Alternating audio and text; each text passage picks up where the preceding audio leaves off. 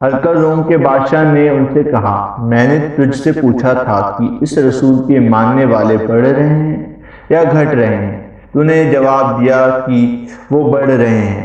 ٹھیک ہے، ایمان کا یہی حال رہتا ہے یہاں تک کہ وہ پورا ہو جائے۔ اور میں نے تجھ سے پوچھا تھا کہ کوئی اس کے دین میں آ کر پھر اس کو برا جان کر پھر جاتا ہے؟ تو نے کہا نہیں، اور ایمان کا یہی حال ہے، جب اس کی خوشی دل میں سما جاتی ہے تو پھر اس کو کوئی برا نہیں سمجھ سکتا۔ صحیح بخاری حدیث نمبر 51۔ نبی کریم صلی اللہ علیہ وسلم سے سنا، آپ صلی اللہ علیہ وسلم فرماتے تھے، حلال ظاہر ہے اور حرام بھی ظاہر ہے، اور ان دونوں کے بیچ کچھ چیزیں شبہ کی ہے جن کو بہت لوگ نہیں جانتے کہ حلال ہے یا حرام۔ پھر جو کوئی شبہ کی چیزوں سے بھی بچ گیا اس نے دین اور عزت کو بچا لیا، اور جو کوئی ان شبہ کی چیزوں میں پڑ گیا اس کی مثال اس چرواہے کی ہے جو شاہی محفوظ چارگاہ کے آس پاس اپنے جانوروں کو چرائے۔ وہ قریب ہے کہ کبھی اس چارگاہ کے اندر گھس جائے اور شاہی مجرم قرار پائے۔ سن لو، ہر بادشاہ کی ایک چارگاہ ہوتی ہے، اللہ کی چارگاہ اس کی زمین پر حرام چیزیں ہیں، اس لیے ان سے بچو۔ اور سن لو، بدن میں ایک گوشت کا ٹکڑا ہے، جب وہ صحیح ہوگا سارا بدن صحیح ہوگا، اور جہاں وہ بگڑا سارا بدن بگڑ گیا۔ سن لو، وہ ٹکڑا آدمی کا دل ہے۔ صحیح بخاری حدیث نمبر 52۔ میں عبداللہ بن عباس رضی اللہ تعالیٰ عنہ کے پاس بیٹھا کرتا تھا، وہ مجھ کو خاص اپنے تخت پر بٹھاتے ایک بار کہنے لگے کہ تم میرے پاس مستقل طور پر رہ جاؤ، میں اپنے مال میں سے تمہارا حصہ مقرر کر دوں گا۔ تو میں 2 ماہ تک ان کی خدمت میں رہ گیا۔ پھر کہنے لگے کہ عبد القیس کا وفد جب نبی کریم صلی اللہ علیہ وسلم کے پاس آیا تو آپ نے پوچھا کہ یہ کون سی قوم کے لوگ ہیں یا یہ وفد کہاں کا ہے؟ انہوں نے کہا کہ ربیعہ خاندان کے لوگ ہیں۔ آپ صلی اللہ علیہ وسلم نے فرمایا، مرحبا، اس قوم کو یا اس وفد کو نہ ذلیل ہونے والا نہ شرمندہ ہونے والا، یعنی ان کا آنا بہت خوب ہے۔ وہ کہنے لگے، اے اللہ کے رسول، ہم آپ کی خدمت میں صرف ان حرمت والے مہینوں میں آ سکتے ہیں کیونکہ ہمارے اور آپ کے بیچ مضر کے کافروں کا قبیلہ آباد ہے، اس لیے آپ ہم کو ایسی قطعی بات بتا دیجئے جن کی خبر ہم اپنے پچھلے لوگوں کو بھی کر دیں جو یہاں نہیں آئے، اور اس پر عمل درآمد کر کے ہم جنت میں داخل ہو جائیں۔ اور انہوں نے آپ سے اپنے برتنوں کے بارے میں بھی پوچھا۔ آپ صلی اللہ علیہ وسلم نے ان کو 4 باتوں کا حکم دیا اور 4 قسم کے برتنوں کے استعمال میں لانے سے منع فرمایا۔ ان کو حکم دیا کہ ایک اکیلے اللہ پر ایمان لاؤ۔ پھر آپ صلی اللہ علیہ وسلم نے پوچھا کہ جانتے ہو ایک اکیلے اللہ پر ایمان لانے کا مطلب کیا ہے؟ انہوں نے کہا کہ اللہ اور اس کے رسول ہی کو معلوم ہے۔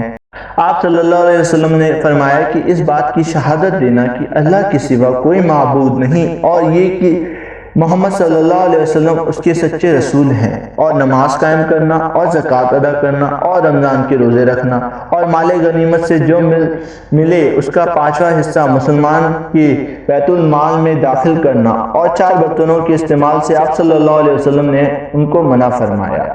ہرا لاکھی مرتبان سے اور کدو کے بنائے ہوئے برتن سے، لکڑی کے کھودے ہوئے برتن سے اور روغانی برتن سے، اور فرمایا کہ ان باتوں کو یاد کر لو اور ان لوگوں کو بھی بتا دینا جو تم سے پیچھے ہیں اور یہاں نہیں آئے ہیں۔ صحیح بخاری حدیث نمبر 53۔ نبی کریم صلی اللہ علیہ وسلم نے فرمایا، اعمال کا دار و مدار نیت پر ہی ہے، یا نیت ہی کے مطابق ان کا بدلہ ملتا ہے، اور ہر آدمی کو وہی ملے گا جو نیت کرے گا۔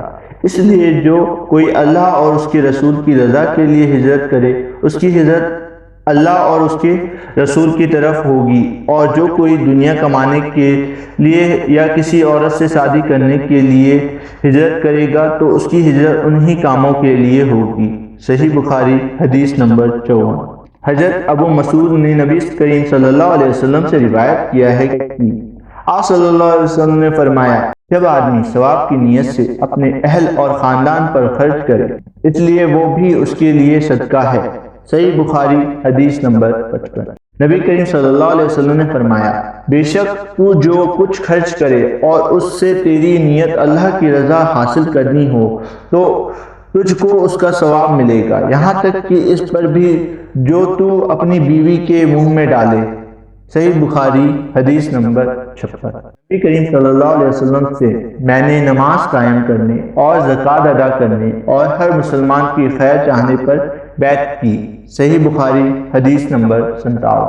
جس دن مغیرہ بن شعبہ حاکم کوفہ کا انتقال ہوا تو وہ خطبے کے لیے کھڑے ہوئے اور اللہ کی تعریف اور خوبی بیان کی اور کہا، تم کو اکیلے اللہ کا ڈر رکھنا چاہیے، اس کا کوئی شریک نہیں، اور صبر اور اطمینان سے رہنا چاہیے اس وقت تک کہ کوئی دوسرا حاکم تمہارے اوپر آئے اور وہ ابھی آنے والا ہے۔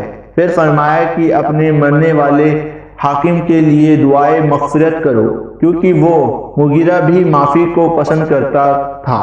پھر کہا کہ یہ بات تم کو معلوم ہونا چاہیے کہ میں ایک بار نبی کریم صلی اللہ علیہ وسلم کے پاس آیا اور میں نے کہا کہ میں آپ سے اسلام پر بیعت کرتا ہوں۔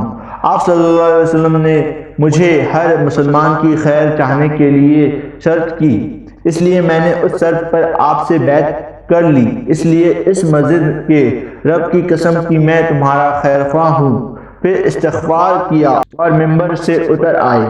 صحیح بخاری حدیث نمبر 58۔ ایک بار نبی کریم صلی اللہ علیہ وسلم لوگوں میں بیٹھے ہوئے ان سے بات کر رہے تھے، اتنے میں ایک دیہاتی آپ کے پاس آیا اور پوچھنے لگا کہ قیامت کب آئے گی؟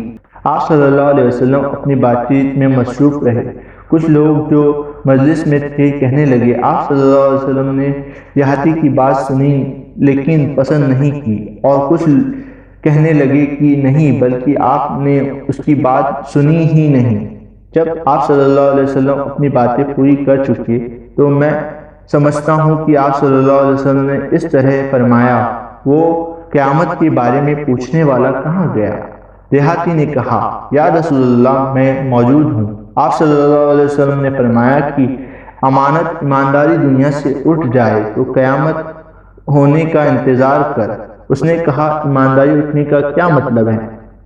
آپ صلی اللہ علیہ وسلم نے فرمایا کہ جب حکومت کے کاروبار نالائق لوگوں کو سونپ دیے جائے تو قیامت کا انتظار کر۔